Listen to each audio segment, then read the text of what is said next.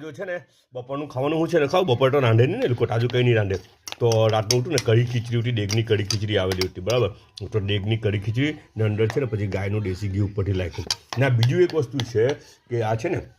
આ બનાવેલું છે ફૂફે તાજું બનાવેલું છે આમળાની ચટણી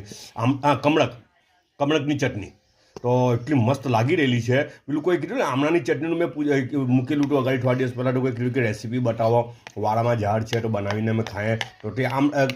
એ ખટામણાની ચટણી જેવું જ લગભગ આવી થોડો ફરક પણ તે પછી ફૂફું કે બીજી વખત હમણાં જો આ કમળકની ચટણીનું જો સાંભળી લો ફૂફું હું કે કેવી રીતના બનાવવાની તે પહેલાં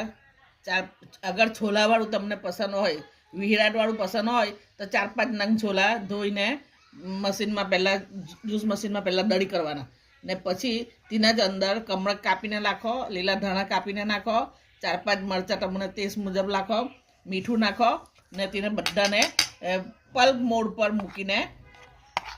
મશીનથી દળો એકદમ ફાઇન પેસ્ટ નથી બનાવવાનો જરાક દદરું રાખવાનું ને પછી તેને મીઠું પણ નાખજો ને પછી તેને ખાઓ બસ પછી કંઈ કરવાનું નહીં તૈયાર ખાવા માટે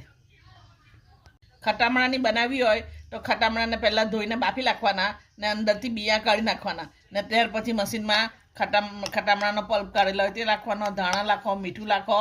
ને લીલું મરચું નાખો અને પછી તેને પીસી નાખો બસ તે બી તૈયાર છે